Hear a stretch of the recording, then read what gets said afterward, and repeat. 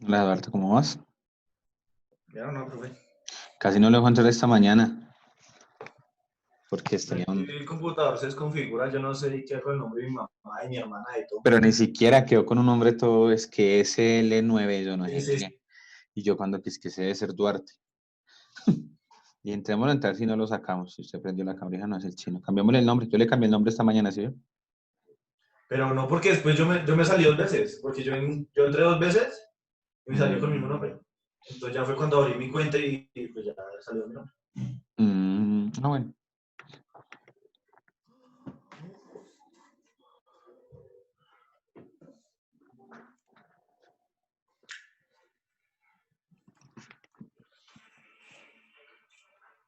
En el mercado, dependiendo pues la necesidad.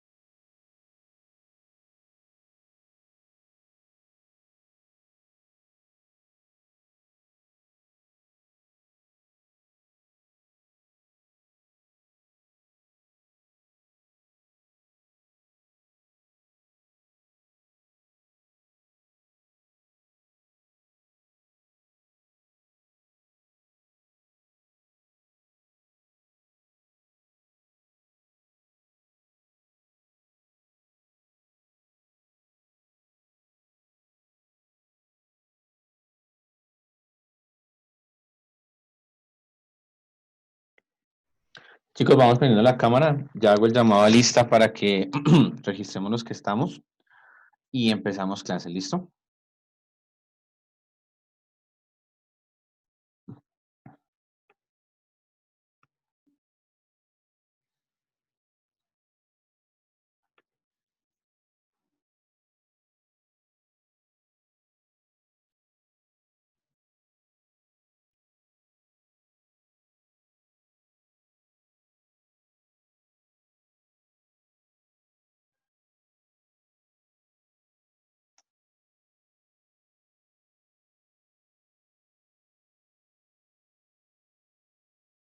Pues debemos hacer la clase. Yo creo que ninguno de ustedes sabe de lo que- Entonces, pues podemos comprar una gaseosa esa de la 1.5, una leche, Por tanto, tan sencillo como eso, no. yogur Nada. en bolsa grande. Hace rato les estaba preguntando. Ustedes están haciendo otras cosas tranquilos. Hacemos la clase y cuando tenemos que participar, hacemos clase. ¿No? Que todos están haciendo algo distinto, todos están haciendo otra cosa. Pues para no hablar yo por lo tanto, para mí es mejor.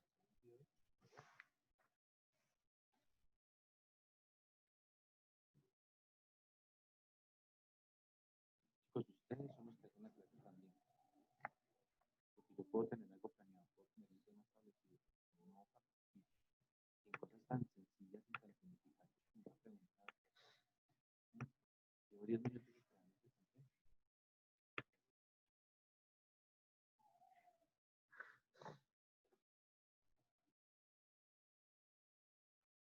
Se conectan bien poquitos en el C2 y no participan los poquitos que se conectan porque ni siquiera están a mitad del curso.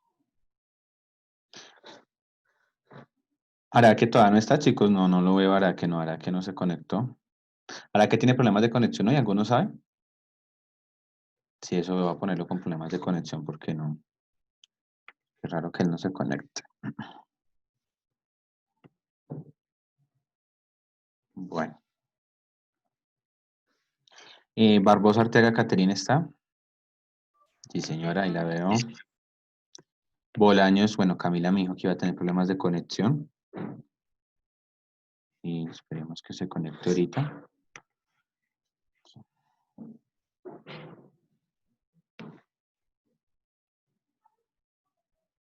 Cárdenas Santiago está. Contento. Espérenme echar una miradita. Contento está. Uy, perdón. Contento. Cortés Peña Laura. Ah, sí, señora, ahí ya la vi. Duarte. Duarte sí está.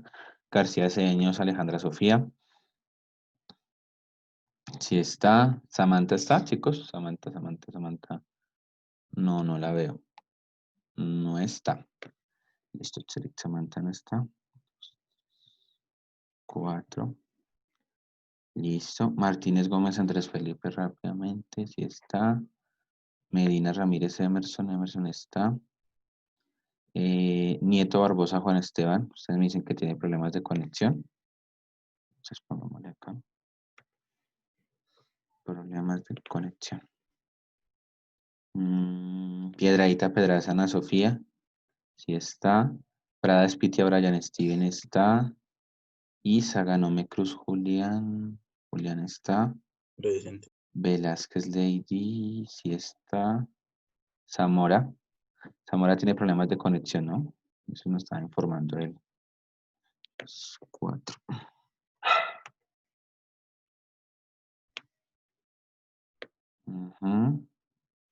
Y Zuleta Marcelo. Listo, chicos. Bueno, entonces vamos a continuar ahora a ver si alcanzamos a terminar lo que estábamos hablando de ayer.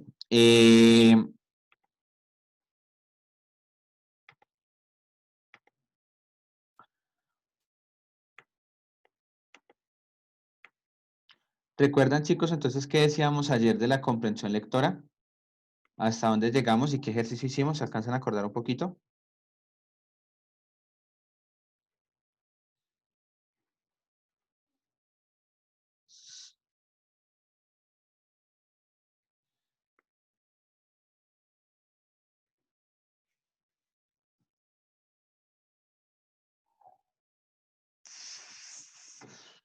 ¿Qué decíamos ayer de los textos? Que cuando leímos el texto este de la fenomenología y todo eso, que estábamos hablando, ¿se acuerdan?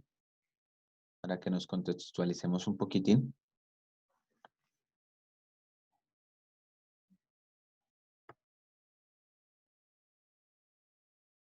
No, profe. Chicos, ¿se alcanzan a acordar algo de que leímos el texto y estaba un poco enredado y decíamos que dependiendo del tipo de texto que uno lee, asimismo puede hacer una representación mental y que hay ocasiones en las que cierta lectura de textos, pues con esa representación que hacemos, se nos dificulta un poco, pues, asimilar el texto. Entonces nosotros no estamos asimilando el texto, no lo estamos comprendiendo y que pues hay ciertos factores que lo dificultan. ¿Se acuerdan de eso un poquito? De que estábamos diciendo eso. ¿Mm? ¿Mm? Quedamos acá, decíamos que dentro de perdón, que dentro de las variables del texto, em, es de gran importancia en los procesos de lectura que el lector sepa reconocer el tipo de texto al que se enfrenta, ya que estas estructuras diferentes funcionan para él como esquemas de interpretación sobre los cuales genera expectativas específicas que van a guiar, permítame un segundo, que van a guiar su lectura. Entonces quedamos hasta aquí, recordemos lo que es la representación de una lectura, recordemos que es Profe, dime, es que voy a entrar desde el celular porque llegaron a hacer reparaciones aquí en el internet. listo, Entonces, Santiago, dale, yo te voy a Vale, entrar. listo. Gracias. Entonces la idea es eso, tener esa capacidad de analizar la representación, de crear esa representación mental, ¿vale, chicos? Vamos a avanzar un poquito entonces acá. Eh, ¿Qué características tienen principalmente los textos? ¿Qué caracterizan principalmente a los textos? Entonces, todo texto tiene que tener en un primer momento una cohesión. Recordemos lo que les decía a ustedes la clase anterior, de que vamos a ver lo que es cohesión y coherencia, pero desde la perspectiva de analizarlo como lector. Nosotros lo vimos en clase como escritores, que nuestros textos tienen que tener cohesión, que nuestros textos tienen que tener una coherencia, pero como lectores las cosas cambian, porque cada uno como lector puede darse la tarea de analizar y entender esto. Entonces vamos tomando apuntes, chicos, por favor, para que no nos vayamos quedando atrasados. Entonces, dentro de la cohesión, entendamos que es una relación de significado por la cual la interpretación de un elemento del texto depende de otro elemento del texto. Estas relaciones pueden ser endofóricas o exofóricas. Dentro de las primeras, o sea, las endofóricas, encontramos las anáforas, que son expresiones lingüísticas cuyo significado depende del contexto en el que ocurre y que es tomado de una expresión previa, antecedente, incluida en el texto. Entonces, ¿qué pasa acá, chicos? Cuando nosotros nos damos a la tarea de analizar lo que es la cohesión de un texto, es como la invitación a analizar de qué manera nosotros podemos encontrarle un sentido común al texto. ¿Qué es lo que une o cuál es la idea central cuando nosotros leemos el texto? Ahora, recuerden ustedes que yo les ilustraba la vez pasada de que cuando uno le pone cohesión a un texto es como si cogiera un hilo conductor y lo pasase por todo el texto. Entonces, ese hilo conductor es el que le permite a uno mirar qué está diciendo, cómo lo está diciendo, de qué manera lo está escribiendo y por qué lo está escribiendo. Entonces, de acuerdo a esa posibilidad, nosotros tenemos que tener presente cómo tenemos que tener presente cuando leemos cómo el autor, el del texto que estamos leyendo, nos muestra ese hilo conductor. ¿Qué hilo conductor nos está mostrando el autor? ¿Se acuerdan los textos que estábamos leyendo en las clases anteriores? El de la José Saramago, de la Isla Desconocida. ¿Qué hilo conductor nos manejaba él, chicos? ¿Quién se alcanza a acordar? ¿Qué hilo conductor nos manejaba el autor?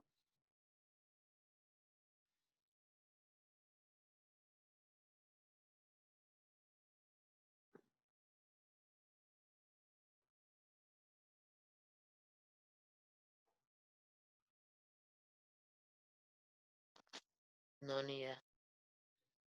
Recuerden de qué hablaba el texto, chicos. Acuérdense que estábamos hablando de una Era lo de isla. Rusia y eso, ¿Cómo, Santiago? que era lo del rey, la puerta de los regalos y eso. Sí, señor. ¿Cuál era el hilo conductor para ti? ¿Cuál era la idea central? ¿Cuál es la idea central para ustedes, chicos? A través del texto dar un contexto de lo que estaba pasando, pues, de lo que pasa en la política y todo eso. Muy bien, listo, Santiago, perfecto. ¿Qué otro hilo conductor encontramos, chicos? O qué otra forma lo podemos expresar o entender? Pues decía que el barco era la forma del cambio. Sí, señor, muy bien. Muy bien, chicos, sí, en esos análisis La también. señora era la justicia. Ujú. Todos esos son los hilos conductores, o sea, como lo que tiene, lo que expresa, o sea, a través de manera narrativa o sea, y digamos, ¿cómo lo digo? Ficticia. Pero entonces quieres hacerlo ver a la realidad que está pasando en ese momento. ¿A eso se refiere con hilo conductor? Sí, señor Marcelo. El hilo conductor es esa idea que está en el texto, que aunque el autor utiliza herramientas para hacerse entender lo que a usted le acaba de pasar, de que a veces no nos sabemos hacer explicar o de pronto se nos dificulta algo, nosotros usamos herramientas, una comparación, un ejemplo. Entonces, pero detrás del ejemplo, detrás de la comparación, más allá de eso, está una idea. ¿Sí? La idea que expresó Santiago y la que expresaste vos. O sea, usted habló ya de hilo y habló de hilos conductores, de esas ideas que subyacen. O sea, no nos tenemos que quedar en la empleada del servicio, sino bueno, José Saramago nos habló de la justicia. No tenemos que quedarnos en el rey, sino nos están hablando de digámoslo así, de un dictador, ¿sí? No nos están hablando de un hombre de un barco, sino de un hombre que quiere un cambio revolucionario, ¿sí? Recordemos el texto argumentativo de la muchacha esta de la columna de Paola Ochoa, que ella nos hablaba de la corrupción en Colombia.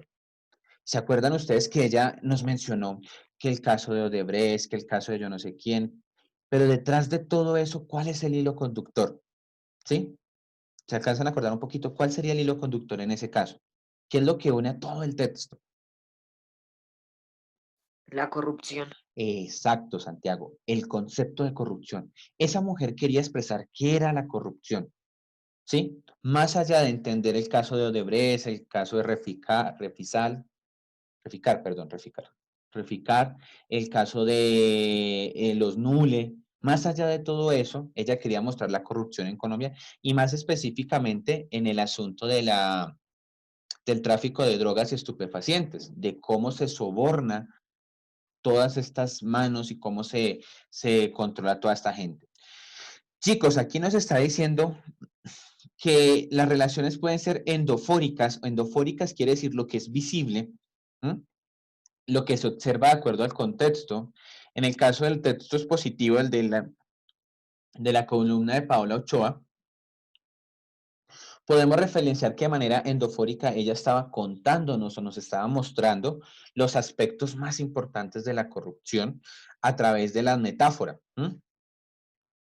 Y de manera exofórica podemos encontrar cómo Colombia está inmersa en una crisis. O sea, es un tema que está detrás de toda la situación que estamos planteando, ¿listo? Entonces, pero todos esos análisis se pueden interpretar de acuerdo a una lectura. ¿Listo? El siguiente punto que es muy importante analizar siempre en un texto que leen. Recuerden, no lo estamos viendo como escritores, lo estamos viendo como lectores. El tema de la coherencia. ¿Qué es la coherencia? Implica relaciones de significado entre conceptos explícitos en el texto y conceptos implícitos. La coherencia global o macroestructura de un texto, perdón, es la estructura global que significa que se asienta en un nivel superior que el de las oraciones por separado. Entonces, chicos,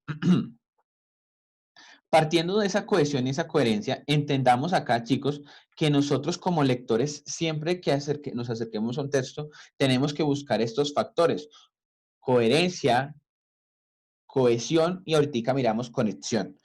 Cuando yo determino estos factores dentro del texto, cuando yo los entro a analizar y los logro encontrar, me es mucho más sencillo entender lo que leo. ¿Sí? O sea, lo que les decía de pronto ayer cuando terminaba la clase, o bueno, antes, no me acuerdo si fue en otra clase, el leer a uno le abre las posibilidades, perdón, valga la redundancia, el saber leer le abre a uno las posibilidades a cualquier carrera que uno quiera estudiar. porque con el simple hecho de una lectura yo ya comprendo de qué me están hablando. Y si de pronto yo no entiendo un tema, yo puedo leerlo en otro lado y ya estoy mejorando o apropiándome de esto. Entonces, la importancia de la lectura o el análisis de los textos implica también hacer un acercamiento a este tipo de cosas, chicos, a entender que todo texto, bueno, bien redactado, ¿no? Claro está, tiene que otorgarme a mí una coherencia, una cohesión que me permita a mí analizar y entrar a indagar cómo funciona y cómo va suscitando en mí como lector la posibilidad de comprender. Entonces, la cohesión, la coherencia, ya entra a ser ese sentido de fondo que me presenta a mí el texto. Sigamos, chicos, para no demorarnos tanto. La siguiente, perdón. La siguiente parte que nosotros tenemos que buscar en todo texto, o que todo texto debería tener, ¿sí? Es la conexidad. La conexidad está dada por la utilización de conectores que establecen una conexión entre las diferentes partes del texto. Son orientadores para la asignación de coherencia, ya que establecen relaciones de orden lógico y temporal. ¿Se acuerdan que nosotros vimos el tema de los conectores lógicos? ¿Sí se alcanzan a acordar? ¿Qué decíamos que eran los conectores lógicos? ¿Quién se alcanza a acordar alguito? ¿Qué es un conector lógico? ¿Cómo funcionan los conectores lógicos? Son para darle coherencia al texto. Sí, señor. Pero, ¿te acuerdas cómo funcionaban? Yo les daba algún ejemplo y hacíamos mención a algunos elementos de los conectores. Pues, no sé, o sea, Son para es un unir ideas. conector. ¿Cómo, Lady? Perdón que no te alcancé a escuchar. Son para unir ideas. Sí, señora, pero también, ¿qué más sirve? Son para unir ideas, pero ¿qué otra característica tiene? Darle otro sentido al texto. Sí, señor. ¿Se Para que el acuerdan? lector tenga como más facilidad de entender el texto, o sea, ¿cómo se dice esto? Sí, más facilidad a la hora de entender el texto. Listo. ¿Se acuerdan también que hablábamos que el conector lógico me otorga un orden? O sea, yo no puedo empezar un párrafo inicial de un texto diciendo, en conclusión, ¿se acuerdan? Que hay conectores lógicos para diferentes posiciones y por lo general el conector lógico me tiende a organizar las ideas. ¿Se recuerdan un poco de eso, chicos? Sí. Listo. Yo lo expuse en la clase anterior, no vamos a volver a hablar los conectores lógicos, los expuse en la clase anterior como herramientas de ustedes como escritores. Ahora quiero exponerlo como herramientas de ustedes como lectores. Cuando ustedes estén leyendo un texto, dense a la tarea de analizar o entender cómo el escritor me va guiando a mí por la lectura. Es decir, me dice, bueno, en primer lugar vamos a entender esto, en segundo lugar, si el autor me dice, en conclusión, quiere que yo mentalmente me ubique y diga, ah, él va a terminar el texto. Entonces, la conexidad en el texto, chicos, es la posibilidad o el análisis que yo tengo que hacer de encontrarle ese orden cronológico, hasta orden de sentido en el que yo empiece a identificar qué idea expresó en primer lugar, qué idea está expresando en segundo lugar, con qué idea está haciendo el tercer lugar y con qué idea está terminando. Todo eso me lo otorga a mí los conectores lógicos. Por eso la idea de que ustedes los vieran en las otras clases, pero es algo que ustedes también tienen que buscar en un texto. Si ustedes se aproximan a un texto, ustedes busquen ese orden de ideas. Bueno, el man está hablando de esto.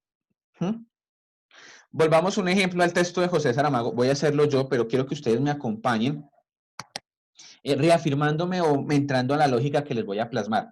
José Saramago en el texto empezó describiendo los personajes. Entonces nos habló del rey, nos habló de la organización, perdón, nos habló de las puertas, ¿sí o no? Después de hablarnos de las puertas, nos habló de las funciones de los empleados, nos habló de la empleada de servicio, nos habló de los secretarios, después nos habló de la gente que pedía peticiones y después nos empezó a contar la historia. O sea, de alguna manera, como texto narrativo, el autor intentó darnos un orden.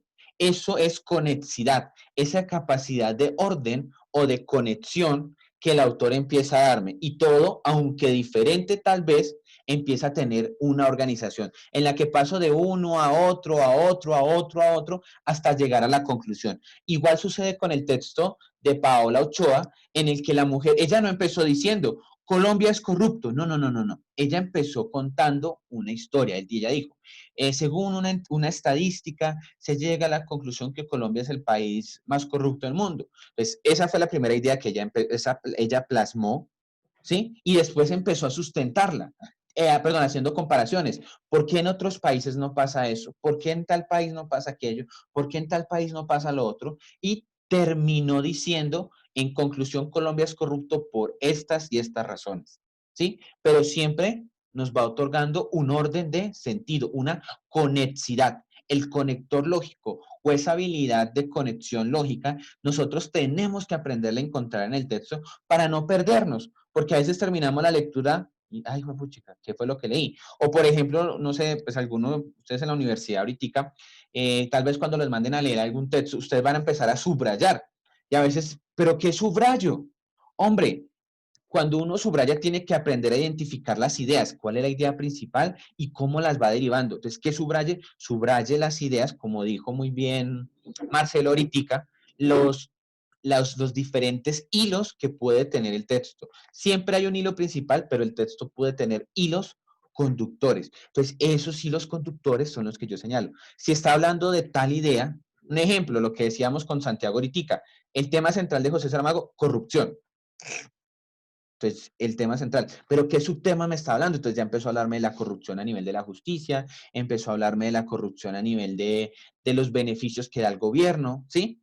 En el texto de Pablo Ochoa, el tema central era también la corrupción, pero entonces ella empezó hablándonos a comparación de otros países, fue la segunda idea que expresó, después nos empezó a hablar de los casos de corrupción en Colombia y terminó plasmándonos el último factor o el más relevante de la corrupción en Colombia, pero todo texto maneja ese tipo de orden y ese tipo de ideas y es lo que nosotros tenemos que aprender a abstraer o a tomar del texto para hacer nuestra imagen mental. Así ustedes comprenderán absolutamente cualquier texto. Chicos, hasta el momento hay alguna pregunta porque voy a pasar a otro, pues a ese mismo otro tema. Listo, chicos. Ahora, ¿qué factores determinan que nosotros como lectores no podamos comprender? Recuerden ustedes, ya, recuerden ayer el ejercicio que hicimos con ese texto de de Hegel, de filosofía, que yo les dije, chicos, la idea no es entenderlo, quiero que se den cuenta cómo es a veces quedarse uno sin una imagen mental, que es como uno como lector a veces de pronto no entender, porque a todos nos pasa, a todos como lectores nos puede pasar en algún momento que nos quedamos sin lecturas. Entonces, ¿qué factores determinan que un texto pueda demorarse en la comprensión? El primer factor que nos demora la comprensión lectora es la longitud. Está dada por la longitud de las oraciones, de los párrafos o del texto en su totalidad.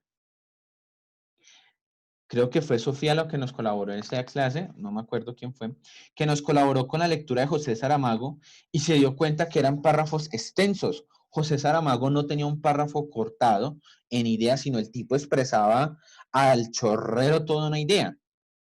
Esa longitud de párrafo, de oraciones y de sentido dificulta en un momento dado la comprensión lectora. Entonces ustedes, si ven un texto así, ustedes digan, bueno, tengo que prestarle más atención porque el texto va a ser un poco más complicado o tal vez más enredado. Entonces me tengo que dar la tarea de concentrarme un poco más y permitir que esa longitud no me dificulte y no me estorbe para el momento de comprender mi texto. ¿Listo? La siguiente característica que dificulta es la complejidad sintáctica de las oraciones. Entonces, se mide en función al número de subordinadas y por el número de incrustaciones. Chicos, ¿qué quiere decir esto de complejidad de las oraciones? Ustedes aquí, ¿qué lo pueden asimilar? Si decimos que si estamos hablando de las dificultades al leer, ¿qué quiere decir la complejidad sintáctica, la complejidad de las oraciones? ¿Qué analizan ustedes?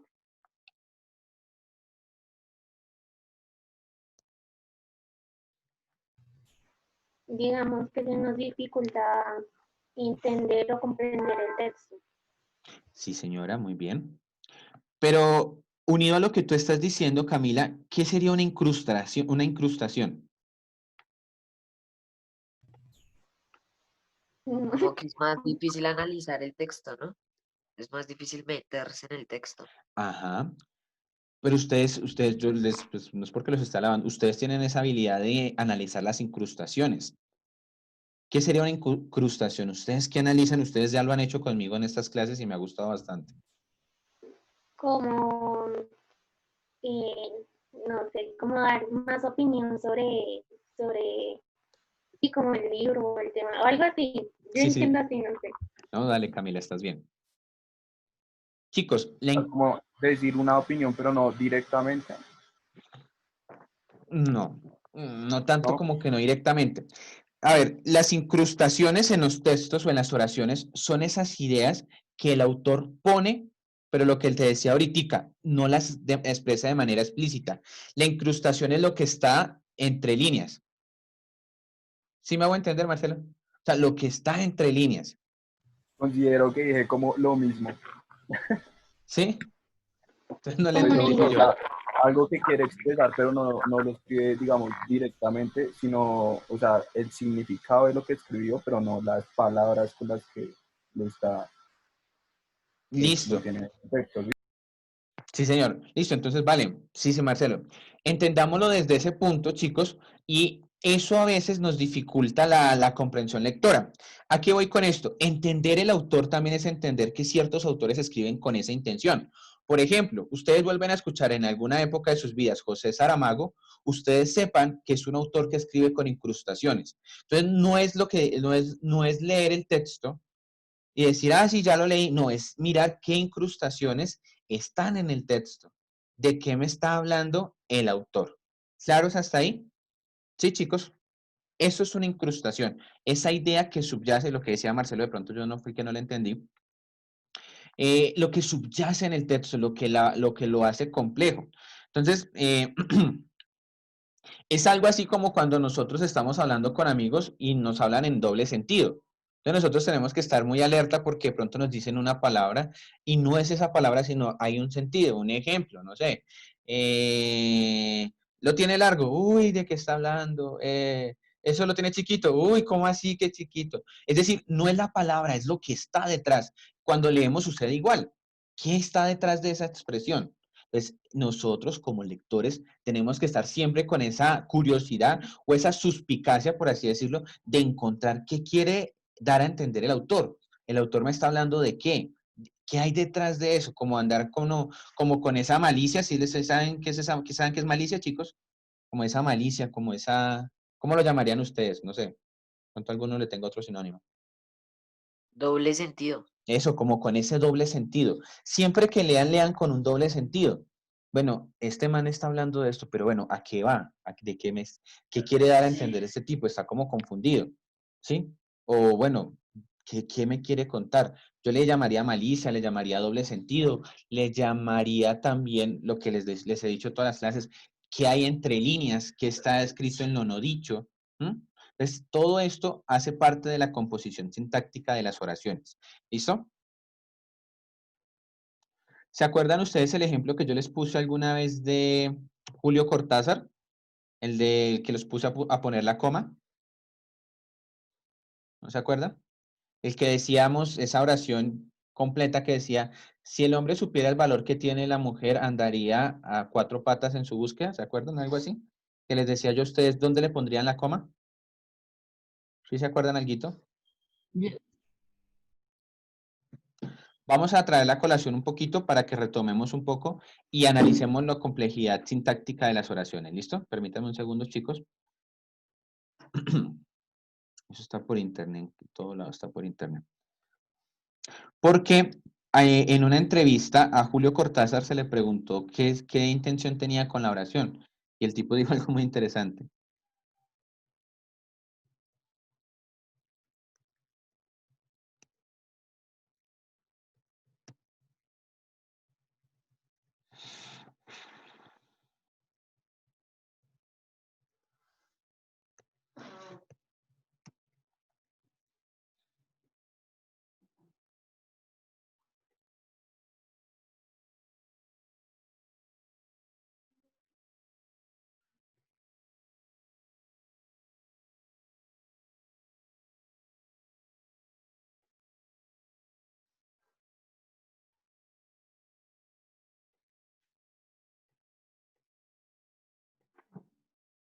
En esta oración, chicos, ¿entonces sí se acuerdan? Que decíamos que la oración tenía un error. En esa época estábamos viendo los signos de puntuación. Y yo les traía a colación la oración a ustedes diciéndoles que dónde le pondrían la coma. ¿Sí se acuerdan, alguito? Sí. Listo. Se le pregunta a Julio Cortázar por qué crea esa oración así, o sea, bajo qué criterio la creó así. En lo no dicho, haciéndole un análisis a la oración, ¿ustedes qué interpretarían? ¿Por qué el autor le da por hacer ese juego? Para ver la malicia de los demás, ¿no? Sí, muy bien, Santiago. ¿Qué otra interpretación pueden encontrar?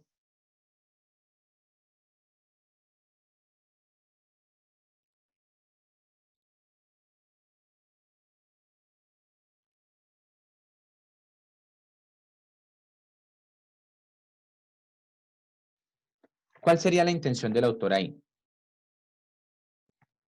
Pues que como que el hombre andaría arrastrándose por la mujer. Julián, pero recuerda que el ejercicio era dónde le pondrías la coma, ¿no? Entonces Ah, no necesariamente es el hombre. Sin coma no Pues tiene, depende. O depende de sea, qué. Si la todo, como o fuera sea, el tiene, la mujer sería la que estaría arrastrándose por él. Ujú. Lady, te escucho. ¿Cómo? pues todo depende, digamos, del género y cómo uno lo vea. Sí. Muy bien, no, todas sus apreciaciones también. Les cuento lo que dijo Cortázar. Cortázar dijo, esta es una de las frases más neutrales ante el problema del poder de la mujer o del hombre. O sea, acompañado a lo que dice Santiago, a lo que dice Lady y lo que expresaba Julián tal vez, él dice, esto es lo más neutral que existe, ni tanto para el hombre ni tanto para la mujer. Cada quien la interpreta como quiere, pero lo que él decía, yo no estoy ni a favor ni en contra de las mujeres. ¿Mm? Son ustedes los que se analizan, o sea, lo que dijo Cortázar, ¿no? Son las personas las que se analizan y dicen, yo estoy a favor de las mujeres, yo estoy a favor de los hombres, ¿sí? Eso dice Cortázar. Entonces, miren cómo la intención del autor y a veces la complejidad sintáctica, el sentido que él alberga, puede dificultar y puede hacer que nosotros pues no entendamos el significado de ciertas cosas. Chicos, finalizo y nos volvemos a conectar de una vez. Listo. Entonces voy a finalizar y nos volvemos a conectar de una vez para terminar la segunda hora y terminar tema.